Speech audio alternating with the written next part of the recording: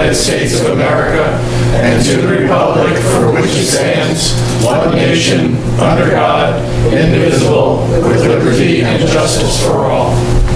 Thank you very much. Good evening, everyone, and good evening, everyone at home.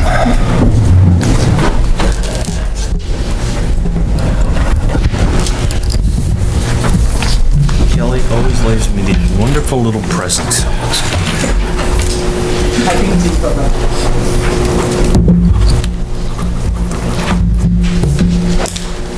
Is there any public comment on the agenda items?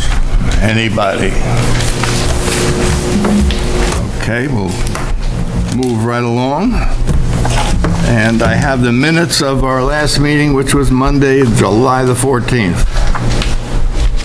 We'll have a motion to accept the minutes as published. Motion. Second? All in favor? Aye. So carried, thank you. Communications, I don't have anything handy. Financial reports, I transferred $110,908 from the consolidated account to the paying account to cover this week's check run. The bigger items are the Rockland County Solid Waste for MSWC haulage, that would be $29,970. Lankin Tully for engineering and FEMA meetings, etc., $23,681. O&R for electricity and energy in June, $9,049. L&L property maintenance for cemetery maintenance for June, that's $8,100. And Beacon Recycling for single stream service, June 2025, $4,081. Any questions on the expenditures? In here. Okay.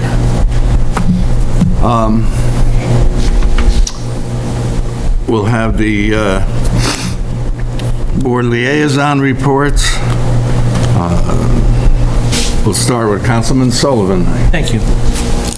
I'll give it my best shot. Sure. I should probably start bringing my glasses to the meeting. All right, so with water, we'll talk about that first. I sent out an email today to Dale, Kelly, Leslie, and Tiffany about my concerns for increased water use. We know people have been filling swimming pools, but our average use is up over 90,000 gallons a day for the last couple of weeks. And there were two properties in particular that I indicated I think we need to look at. I'm not going to talk about them here, but Kelly's aware of them, and so is Dale. I think they need to be looked at. I was out at Bog Meadow kayaking last week. The north end, there's a little peat bog up there that's been struck by lightning. It's been reduced in size. There's a mother beaver out there that was feeding her young and allowed me about a half hour to film her up close. Bog Meadow's down about 2 feet, and it's in pretty good shape. I don't know what capacity that translates into, but I'm telling you it's down a little bit over 2 feet. On the sewer, I did the DMR today for the month of June. I think I sent it to everybody if you had a chance to look at it. We averaged 88,000 gallons a day, and there were 2.3 inches of rain. That translates into about 72% capacity.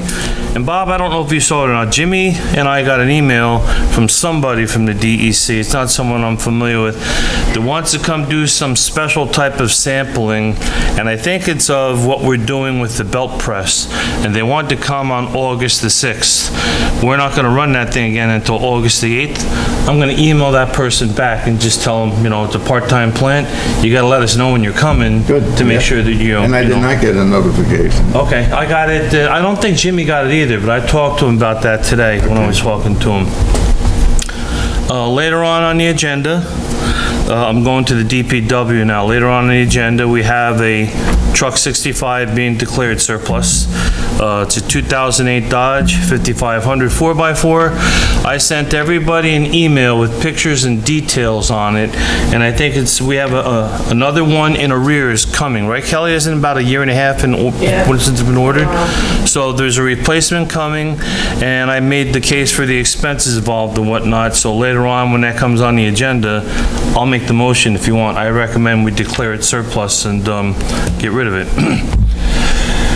This is a little bit long, so bear with me. On sanitation, I have a coordinated effort between the assessor, Tiffany up at the DPW, Gabby in the building department, and the building inspector and myself, and we've started a spreadsheet. We now have 21 properties on it of repeat offenders for bulk pickup, not having enough cans, or needing more frequent dumps. It's a plague in the village of Highland Falls, and that goes back to when we acted on sanitation regulations. I'll catch up with that in a minute. The need to adjust number 8, to have it where we pick up based on the number of units or apartments, not on the number of cans, because everybody goes out of their way to not have enough cans. The garbage is all over the place. I've communicated this to the mayor, that we are aggressively, we get the bulk list now every Monday, and Philip gets a copy of it, and everybody else, and when they go around to these bulk piles, they're out of control. There are landlords and people bringing bulk almost weekly to some locations, enough to fill half of a truck, and so the regulations for the town specify 4 items. I think it's number 12 in the town regulations. It doesn't specify how many times a year that you can do that. We need to figure out something sensible and to talk about that. And while I'm referring to that, I know Philip is meeting with the mayor tomorrow on this very subject. And in looking at the current village solid waste code, it's number 194, it's one of the many codes that we've met and talked about that needs to be updated. It was initially authored in 1971. The collection and disposal portion was updated in 1989. The container portion, when you can put them out and when you can't, was updated in 1995. And the placement and screening was amended in 2009. The penalties and rules and fees date back to 1995, and public sector municipal pickup did not even begin until 1996 or 1997. So in that code, it talks about how there's twice a week where they'll have bulk pickup. Range 4, all those things are closed. We don't do that anymore. And like I said, the bulk, because I visit garbage all the time now. That's my new hobby. And between everything, we're taking pictures and tracking it. And over the next couple of months, we're going to make sense out of it, see who the repeat offenders are, and try and come up with what we think is a good thing for the public to be able to pick up, I don't know, 4 or 5 times a year, not every week. And I guess I should thank the village. Some of what isn't being picked up, they are picking up, and they're taking it down to a roll-off down at the village garage. I'm just going to say this nicely, that doesn't help to solve the problem. Philip is fining people, or he's writing violations to people, and we are documenting it. And I think as time goes on, we'll get this under control. Right now, it's a major project, and we're working on it. And I mentioned the assessor. She'll be the one looking at this spreadsheet, I have it somewhere here, and saying, okay, that place has that many apartments and whatnot. And before the next billing cycle, which I think is in October, we're going to figure out something and change that law. And I think Justin told me that for us to change our regulations, that's a town thing. We don't need to worry about, not that I don't worry about the village, but their code is so outdated that we can't even tie into that. Most of the stuff was from before public sector sanitation started here. So we're working on it. I've been hearing people complain about it for the last couple of years. I've made it my mission in life. Richard, let me interrupt you 1 second. 1 second. We have a young scout out in the audience by the name of Logan. And Logan is here for his citizenship badge, is it? Am I right? Community. Citizenship in the community. Right, okay. So Logan, I'm going to tell you, nobody else out there, if there's anything that you don't understand, please raise your hand up and say something so we can see you, and ask any questions you want to ask. I know he went through a whole bunch of stuff just now, which I know you've got notes there, but if you don't understand something, please just put your hand up and ask. And after the meeting, if there's something more you want to ask us on, we'll be available after the meeting. Okay? Thank you, Logan. I'm glad you're here. So I'll just end up by saying bulk pickup. 446-3800 is garage. Call Tiffany. I have the bulk pickup for July 28th right here, okay? That means each of these people should be putting out 4 items. I already know there's bulk out there right now that's not on this list. I'm gonna tell you, we're probably not gonna pick it up, and we're probably gonna write a violation. And I don't like behaving that way, but I've been listening for about 6 or 7 years now about garbage cans in Highland Falls. We're gonna fix it. So that takes care of that. History, at the last meeting, I read off a bunch of things from our historian, Ronnie Coffey. Yesterday, I went to the Woodbury Historical Society to a very nice presentation sponsored by their president, Alex Brigentes. I saw Peter Carroll there, and I saw Ron Malicott there. History is so nice in this area. They all work together well. They put on some amazing presentations. If you go to Facebook and look at the New York State Historic Sites page for Fort Montgomery, you'll see some of the presentations they have. Some are nighttime lectures, and some of them are presentations on Saturdays. I highly recommend going down there. They have good programs. With the building department, as I read in sanitation, they're very actively involved with the process of trying to tighten up the bulk refuse abuse going around the community. We also have a couple of properties, such as 52 West Street, that have had long-standing violations. 52 West Street has been cut. I don't mean to single them out, it's abandoned. I went up there today and took another picture. Deep down in that hole is a swimming pool that has trees growing out of it about that big around. We didn't know the pool was even down there until we got up there today. So it's being worked on, and don't forget, after the building department, it has to be adjudicated. That happens right there with the judicial system, and I'm not finding any fault with them, but it doesn't end with us. It has to go to them to be processed, so it doesn't happen overnight, and we're not alone in the fight. And Vision, last Wednesday I attended a Vision meeting at Delisia's. Olga was there, Doris Lent, Carol Spisso, and we had a discussion over the planning of the 9/11 ceremony at the Patriot Garden. I think they have it well underway. And although the well down there, we're gonna have to deal with that, but not now, because to get at it, to replace it, is gonna damage the grass and whatnot. We'll wait till after 9/11 and see what direction we're going. I got a hose over there so we can at least water the flowers. And except for what I think Olga's gonna talk about here in a few minutes with the Environmental Committee, I'm done. Thank you, sir. Thank you. Question, if I can. Remind me, or everybody, how many bulk pickups is a resident entitled to a year? On the sanitation regulations I have here somewhere, it's number 12. Per year, it doesn't say. Okay. Per pickup, it says 4 items. In the city of Schenectady, Tiffany sent me something interesting. Suppose you have 23 items, and 4 can be subjective. Is it a rug? You know, is it a piece of furniture?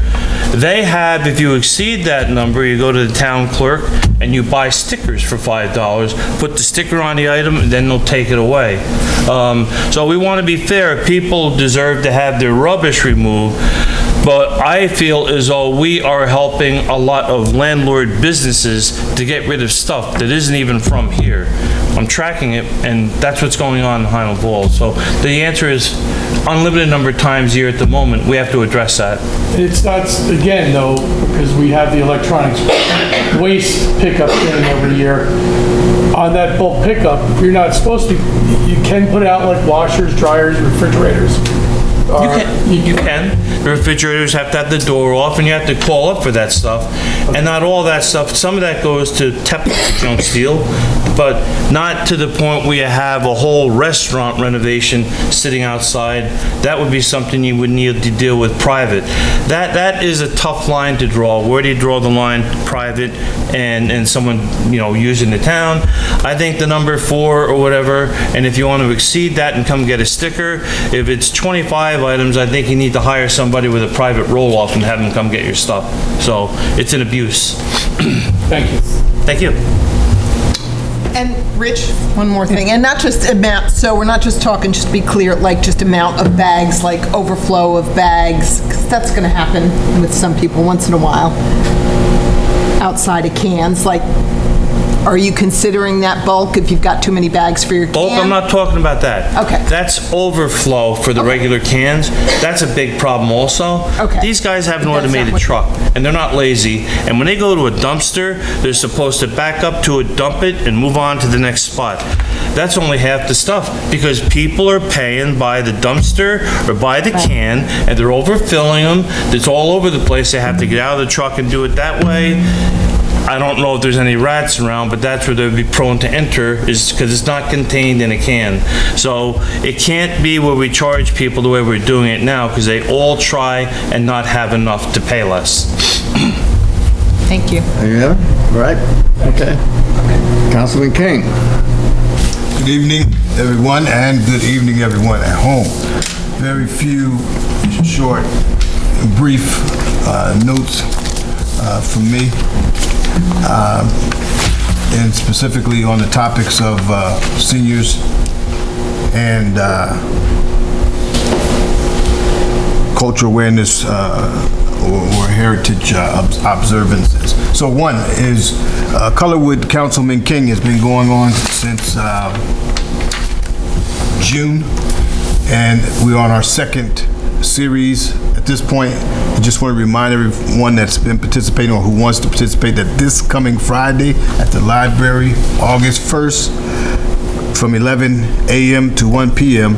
will be the final session for this particular series until the library graciously decides to allow us to re-up and do it again. But so far, it's been going very well for those who participated. We've gotten folks from as young as 17 all the way up to 90 and in between. But folks have reported that they feel relaxed. They feel that it relieves their stress. It's even helped some cognitive abilities, and it just certainly connects communities to combat loneliness and isolation. So we want to thank the library for that wonderful opportunity, as they have been gracious hosts for the last couple of months. And just for those who are intending to be there, it's because it is during the period of lunch hour, if you will. What we do is we bring all the supplies in for coloring, meaning the coloring books and the crayons and colored pencils. And we also bring some light refreshments so folks don't have to worry about getting lunch on that particular day. Speaking of lunch, we have the Senior Recognition Luncheon coming up. As I reported last meeting and gave out the names of all the esteemed awardees, just want to remind folks that it's August 13th at 11:30 a.m.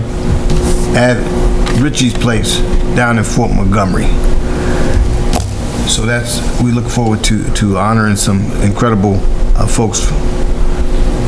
And then we have a health fair coming up that you should put on your calendar for the seniors. It's health fair for older adults, October 15th. Just want to mark your calendars and save the date. It's going to be at Holy Innocents. And then a few trips that are also exciting trips coming up. We got Sight and Sound Play, September 20th. And then there's Wind Creek Casino. The casino is always a big hit. And there's going to be a charter bus taking folks on October 9th to Wind Creek Casino. So you want to sign up for those particular trips with the center. And those trips typically are sold out. So you want to get in there quickly if you're interested. And then the upcoming observations that we have done historically, that we got Ukrainian Independence Day on August 24th. I offered my services to help anybody that wants to organize something. So just want to raise my hand there if you're out there. And then Hispanic Heritage, September 15th to October 15th. Hispanic Heritage Month we've celebrated probably the last 3 years. One of our volunteers, principal at the intermediate school, Ms. Maldonado, I'm told has already moved on to a new job in a new state. So we're gonna need some help if anybody wants to continue that program. We look forward to volunteers. And then finally, we have Breast Cancer Awareness Month coming up in October. Just want to get that out there early so we can get that observation once again back here in the community, because we did not do it last year. So, subject to anybody's questions, that's all I have tonight. One thing you brought up, and Logan might be interested in your program, Color with Councilman King. That's for adults. We're not getting a bunch of kids together in the library and having them color in coloring books. It's for adults, and maybe you could explain why you do it. Yes, so thank you, Mr. Supervisor. So certainly we initially targeted senior citizens, particularly those who are vulnerable at home by themselves, and try to get folks out of the house. And it's just a good way to have folks come and enjoy a couple hours in the library. And so that's why we targeted that population. We saw them as being vulnerable, and then it's a way to really engage and see how we can best serve them. But what we found is that in the initial stages of it, we had some folks who were younger folks that came in. I said earlier, 17 years old was the youngest person, and we didn't shoo him away. We let him sit there amongst his elders. And it turned out to be a good thing, because he enjoyed it, they enjoyed him, and we found that we had a multi-generational type of situation that turned out good. A couple weeks later, it was another young person that showed up. That person, I believe, was 18 this time, and so we've had a fluctuation. Now, there is a coloring program specifically for youth at the library, by the way, that's not run by me. And so if you're interested in coloring and you're a young person, the library has something for you there. And I just want to say that I spent a little time just reconning or doing some research on other communities, and one of which is Cornwall. And I was over there, I learned this game called Canasta. Canasta is a card game. I never heard of it before, but I got a chance to play over there in Cornwall. And then last Saturday, or this past Saturday, I went with that group over to Mount St. Mary's College to Newburgh Symphony last performance. It was phenomenal. Got a free ticket, went over, no, it wasn't free, by the way, I had to pay for it now that I think about it. But it was a great time. So just comparing and contrasting and taking some lessons learned from another community, and we're bringing some things over to our community. And so, young man, if you got some time on Friday, you got nothing else to do better than hang out with us, we certainly would welcome you, and I have a coloring book waiting for you. Thank you. All right, good. Councilman DeWitt. Thank you, sir. Good evening, everybody. In the category of community relations, I was grateful today. Aaron Helle from the AOG hosted the village and town governments to go out and attend the force-on-force military exercise out in one of the training zones off of Mine Road. It was really interesting. I mean, we all, this time of year, we hear the bangs and the bombs and the machine gun fire, but we got to go out and watch the exercise from a front row perspective, and it was really interesting. We met a couple of doctors out there who were out. They're kind of testing out new equipment, updated drones that are used. Some are just for surveillance. The other techniques that they use. There was a robotic dog on site, which this thing was running around perfectly with it looked like a rocket launcher on its back, but it wasn't really functioning, obviously. But they were testing that out, and then they had some machine, I think they called it the Beast, and And it's just all using all the modern technology that provides more information for our forces in the field. Of course, I asked the question, I go, with all this technology, what do you do when batteries die or extended things and I was told how back in the old days, you can watch Hogan's Heroes, talk about they bomb fuel depots, things like that kept our, fuel is important. Well, electricity is equally as important to our troops, and that's something they contend with, watching and defending their sources of power out in the field. The exercise is pretty much to divide everybody into an offense and a defense, and it's an exercise, with gunfire and everything. Well, blanks, but gunfire now. Then they switch teams, so they both get to learn their way on the offensive and defensive part of maneuvers.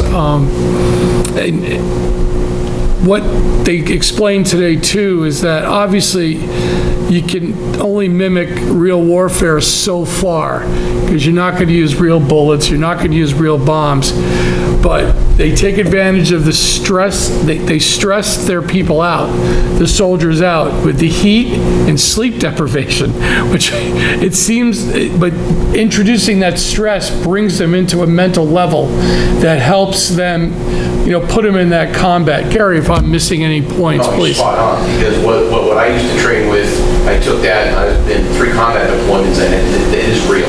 The chaos helps. It helps focus you, it helps get you prepared, so you're used to that pressure, used to that stress. Of course, it's different because now you have real rockets and bombs and bullets flying at you, but they try to replicate as much as possible in the field, and that some of that transfers over, and you're able to focus. As leaders, these kids are getting second lieutenants in the U.S. Army, leading men and women in uniform. They have to be able to perform under pressure, and the training out there, they're going to make it as realistic as possible so that they can transfer those skills and that mindset over. God forbid if we have another 2-front war like we did a couple years ago. Thank you, Gary. Spot on. And I know tonight they said that was their last exercise, and they are keeping the troops up all night again to do their maneuvers, and then tomorrow it ends, and I think they march back or something. Yeah, they got about 2 more weeks, and the semester actually starts in about 2.5 weeks, I think. Is that what it is? Okay. They have the org week, and then the semester starts, I think, 14 August. Well, we was really grateful to the AOG, and I wanted to thank them out publicly for inviting our 2 governments out, people to go out and see, it's the future of our military, getting, trained out there and get a really good feeling of what's happening. And, God forbid they have to go see combat, they're going to be as ready as they can be. On a business note, spoke with the top tech at Spectrum out in New York City about Channel 23. We're signing off on, we are like our own little TV station here, but they're going to upgrade some equipment on their end. Hopefully a little bit of things, even though we're not going to go up to high def, but for what we do and for what we are right now, that, just going to make better what we have. So that sign off is going to go out this week, and this is part of their deal, that they're going to help, keep our Channel 23. And again, if anybody ever has any feedback through people or through anybody on the board about how much they rely or use Channel 23, I'd like to keep an eye on that, because one day we might be just YouTube, but we'll keep it along. Like I said, it's on life support, but we're keeping it alive, and it's been working not too poorly lately. So take it when it comes. And that's everything. Thank you. Thank you, Councilwoman Scorbitt. Thank you, Mr. Supervisor.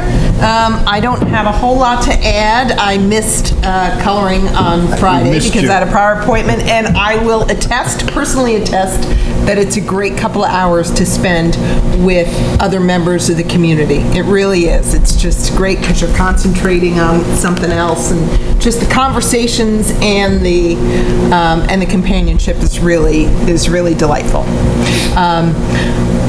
being delicate, I did not attend the Force on Force today. It was just too hot for me to go out there, and I don't plan to be in combat anytime soon, so I didn't need the additional stress for that. Really, I had looked forward to it too, but it was just too much for today.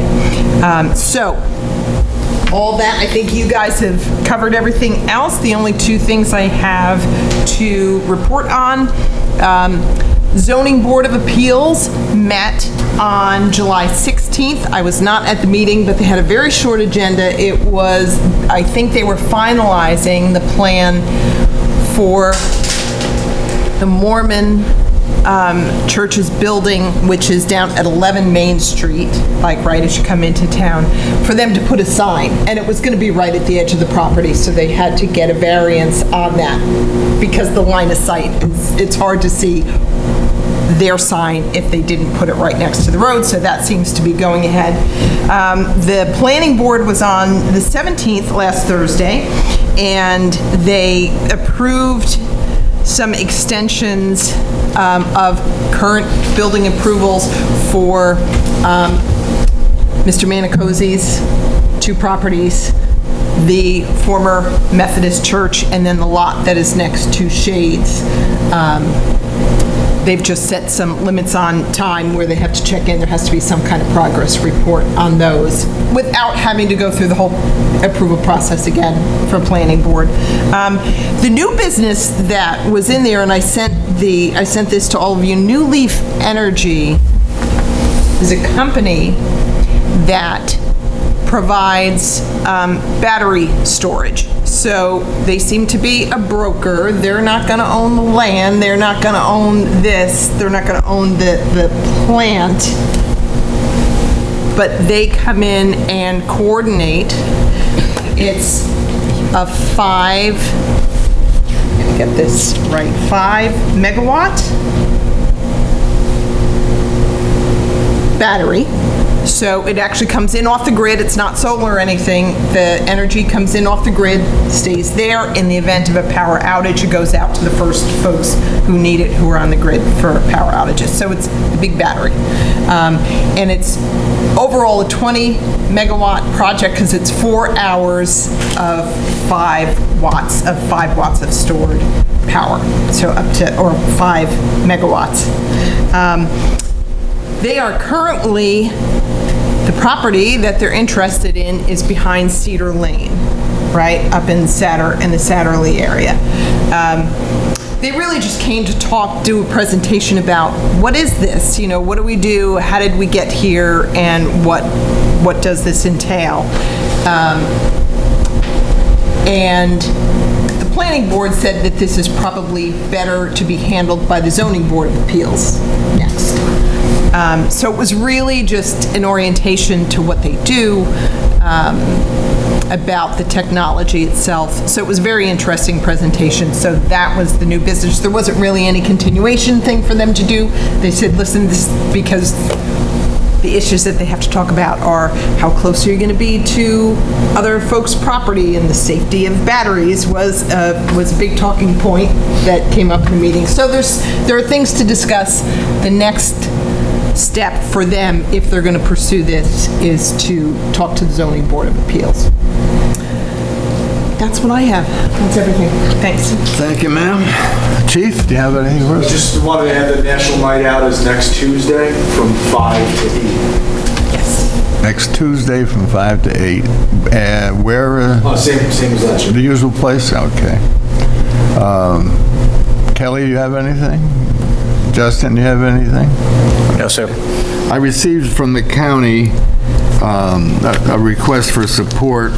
I sent the propaganda, we'll call it, out to everyone on the board, and it's Orange County's Bikeway Vision Plan.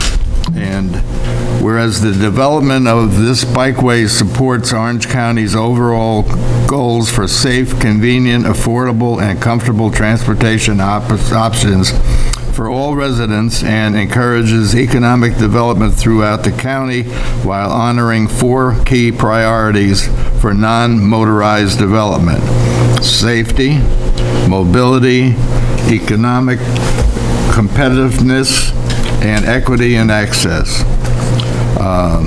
So they're asking us, I have the resolution if we're interested in supporting the county on this project. Are there any questions on it, or? Well, first of all, do I have a motion to move the resolution? Motion. Okay, I have a motion, a second. And is there any discussion? I sent an email out in regard to it. I'm in support of it. Just kind of stated that little old town of Highlands is sort of forgotten about by the county of Orange. I don't think we have any railroad tracks over here or anything like that.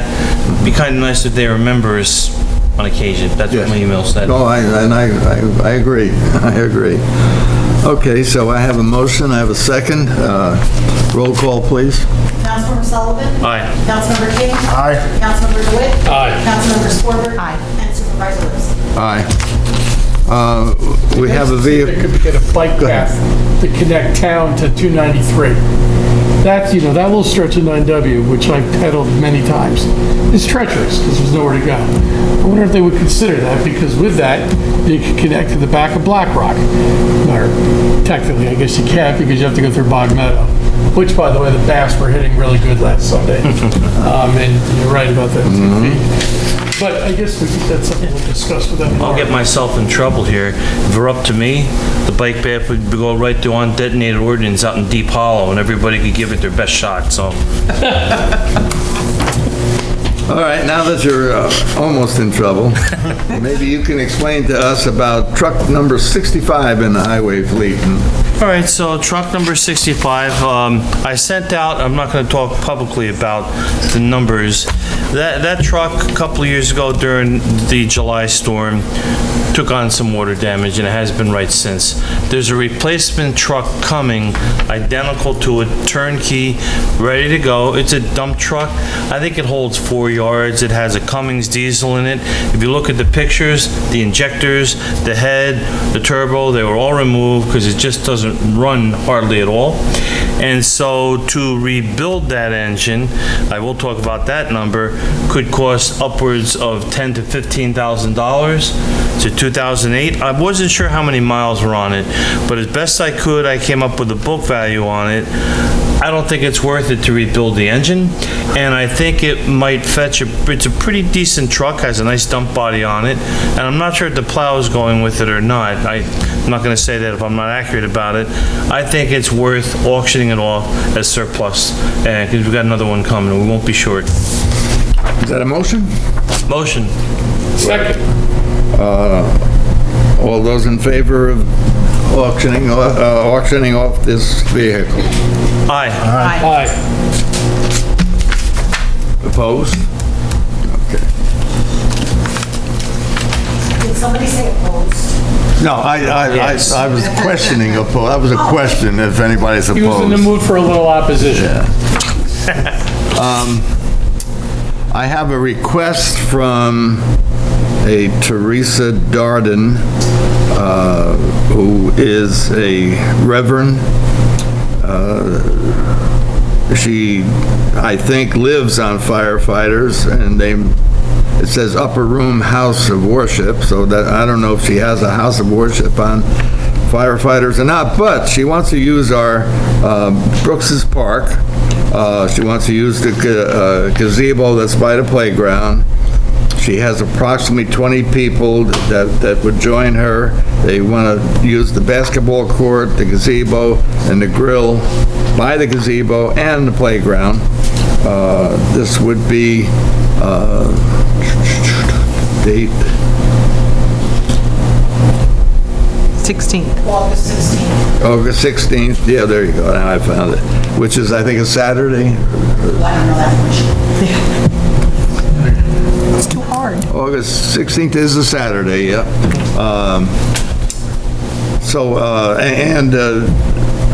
If we approve this, we need a certificate of liability insurance. So you have it already? Yes, I got it today. Okay, so I'll ask for a motion to approve the use of our park by this group.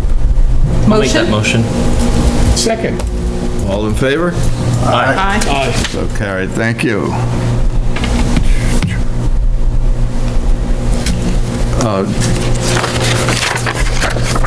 I have a letter.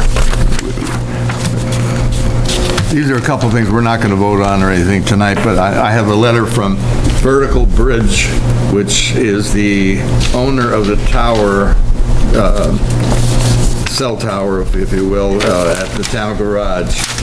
And they want to, instead of making monthly payments, do they make monthly now, Kelly? Instead of making monthly payments, they want to give us a lump sum. They want to do a structured 3-year buyout offer or a 5-year buyout offer. So he's asking for us to get back to them. He wrote on here, great opportunity. I don't know if it is, but I have Justin looking into it and Kelly looking into it, and we'll bring this up at our next meeting. I'll send the letter to everyone on the board. I just got it then, so. I also, we also met with the, Justin, I, and Councilwoman Swarbrick met with the Ambulance Corps, what would you call it? The union that may be representing, or actually it is representing the Ambulance Corps, and one of the members of the Ambulance Corps. We discussed the contract. He gave us a copy of their proposed contract, which I will circulate before we get close to voting on it. We have another meeting with them end of August. That's what we anticipate. Nothing is set yet, but that's the expectation. End of August. So anyway, that's, and then the other thing I have is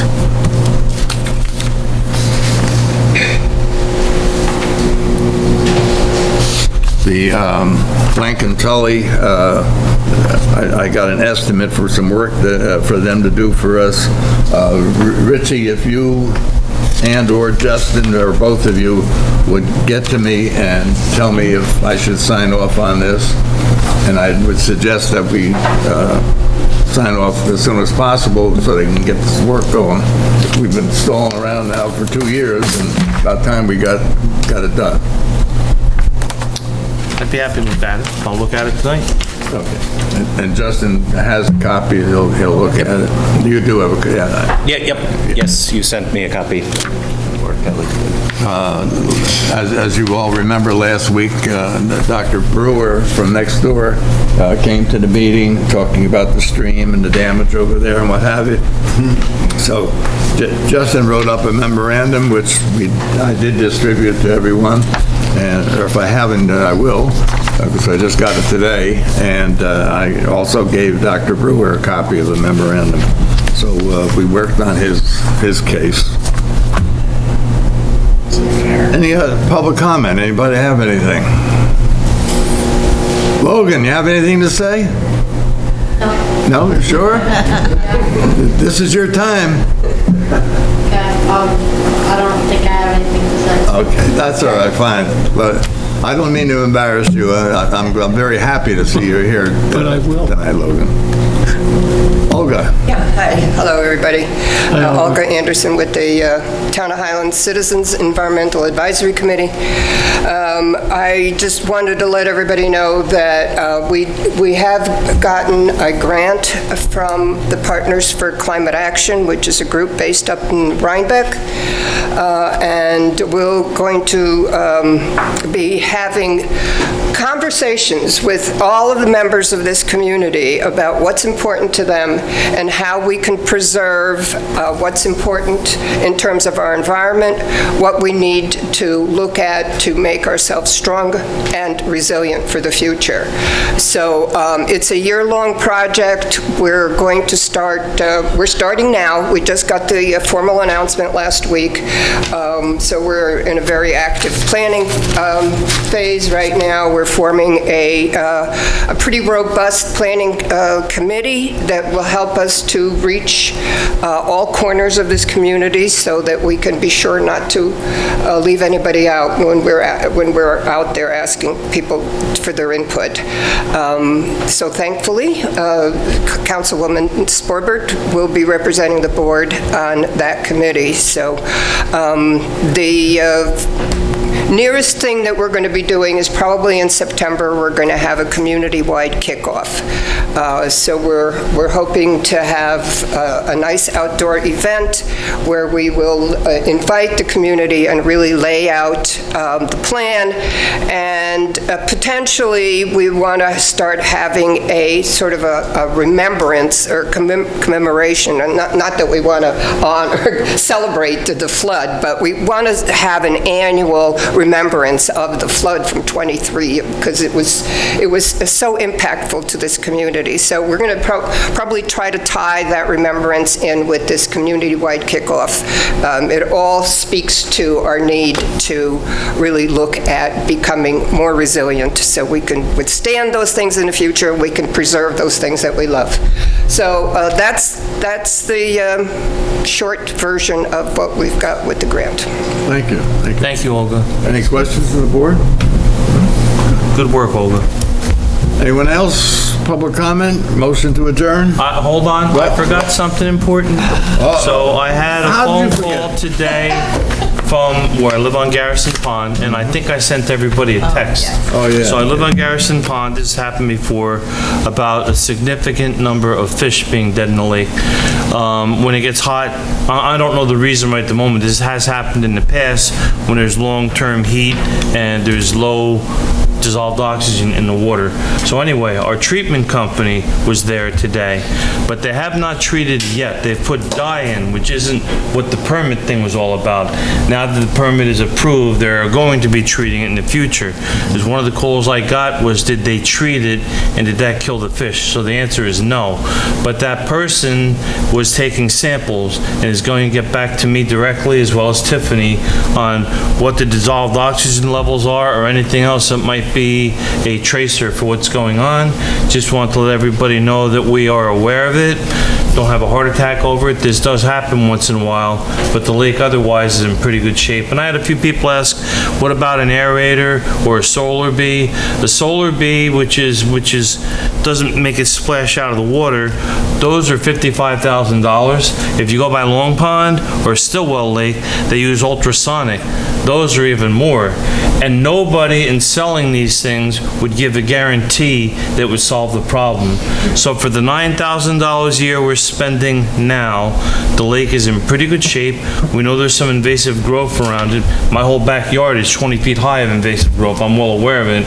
But I think the lake is in pretty good shape, and I'll follow up on whatever we find out. And I just forgot to mention that before. Okay, good. That's all. Thank you. Thank you. A motion? Motion. All in favor? Aye.